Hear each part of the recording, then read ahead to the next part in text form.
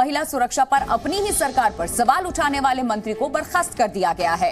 राजस्थान के मंत्री राजेंद्र गुढ़ा बर्खास्त कर दिए गए हैं। सीएम अशोक गहलोत ने गुढ़ा को हटाया है। मुख्यमंत्री ने मंत्री गुढ़ा को हटाने की सिफारिश की, जिसे राज्यपाल ने मंजूर कर लिया। राजेंद्र गुढ़ा ने विधानसभा में अपनी ही सरकार को घेरते हुए कहा था कि मणिपुर की बजाय हमें अपने गिरबान में झांकना चाहिए, महिला सुरक्षा पर हम असफल रहे हैं, ये इन्होंने कहा था। राजेंद्र गुढ़ा गहलोत सरकार में सैनिक कल्याण मंत्री थे, जिन्हें हटा दिया गया। मुख्यमंत्री की सिफारिश के बाद राज्यपाल ने इसे मंजूर कर लिया। मुख्यमंत्री की सिफारिश को राजेंद्र गुढ़ा ने विधानसभा में अपनी सरकार को घेरते हुए कहा था कि मणिपुर की बात जो हम कर रहे हैं उसके बजाय हमें अपने गिरेबा यानी कि अपने राज्य को भी देखना चाहिए कि यहां महिलाएं कितनी सुरक्षित हैं। ये सच्चाई है कि हम महिलाओं की सुरक्षा में असफल हो गए और ये राजस्थान में जिस तरीके से अत्याचार बढ़े हैं महिलाओं के ऊपर, मणिपुर के बजाय हमें अपने गिरेबान में झांकना चाहिए।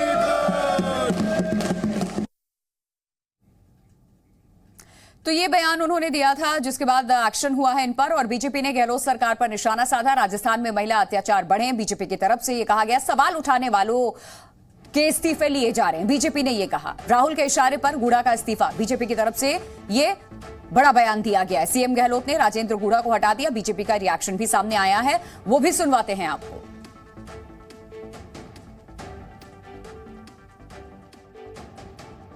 ये दिखाता है असहिष्णुता भी, और ये दिखाता है कि महिलाओं के ऊपर उत्पीड़न का मामला केवल राजनीतिक और रणनीतिक मामला है कांग्रेस पार्टी के लिए।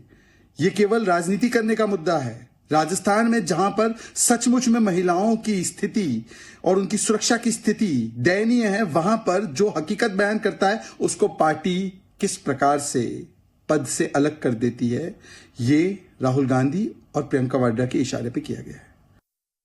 पुरानी बातों को, उन सब बातों से कोई अब अभिप्रेत नहीं है, कोई लाभ भी नहीं है।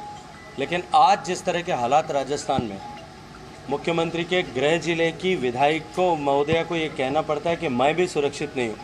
मुझे तो अब डर दिव्या जी को लेकर के लग रहा है कि अगली तलवार शायद चली तो दिव्या मदेरणा पे चलने वाली है। मेरी सारी सहानुभूति और मेरी सारी संवेदनाएं और मेरी सारी शुभकामनाएं आदरणीय दिव्या जी के भी साथ हैं। पीसीसी चीफ ने कहा है कि ये पार्टी लाइन से इधर हट के बयान दिया था, इसलिए उन्हें बर्खास्त किया गया। लेकिन पार्टी लाइन ये तय है क्या कि पार्टी लाइन सिर्फ जो है वो महिलाओं के असम्मान जो राजस्थान में घटनाएं हो रही है उनका समर्थन करेंगे, क्या ये पार्टी लाइन है? ये तय जो है गोविंद डोटासरा जी को करना पड़ेगा। बहुत बहुत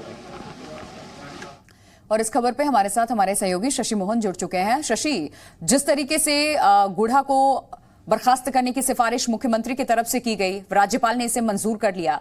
एक चीज यहां पर क्लियर है कि अगर आप आवाज उठाएंगे किसी चीज को लेकर के, चाहे महिला सुरक्षा का ही ये मुद्दा था, तो क्या यही एक्शन होता रहेगा? आपको चुप करा दिया जाएगा? मंत्रिमंडल से बाहर का रास्ता दिखा दिया गया?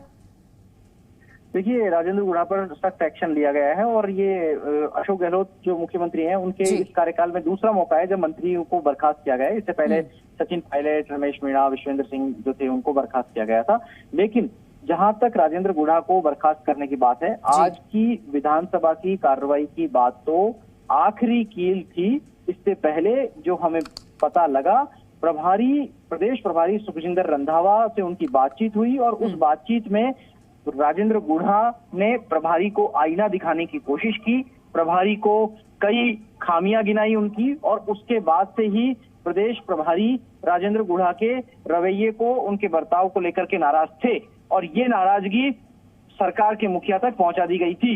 उसके बाद में ये सारा घटनाक्रम हुआ। आज जो बयान हुआ राजेंद्र गुढ़ा का विधानसभा में, उस बयान के रूप में सरकार को भी एक मौका मिल गया और राजेंद्र गुढ़ा को बर्खास्त करने की फाइल शाम को राजभवन भेजी गई, जिसे तत्काल प्रभाव से मंजूर कर लिया गया और राज्यपाल कलराज मिश्र ने मंत्री राजेंद्र गुढ़ा को बर्खास्त कर दिया। हालांकि इस सब के बाद राजेंद्र गुढ़ा के राजनीतिक भविष्य का क्या होगा, उनके जो क्षेत्र में जो सामाजिक समीकरण या सोशल इंजीनियरिंग जिसको कहते हैं, उनका क्या होगा, इन सब मुद्दों पर हमारी बात हुई उनसे। लेकिन उनका कहना था कि उन्हें कोई फर्क नहीं पड़ता इस बर्खास्तगी से।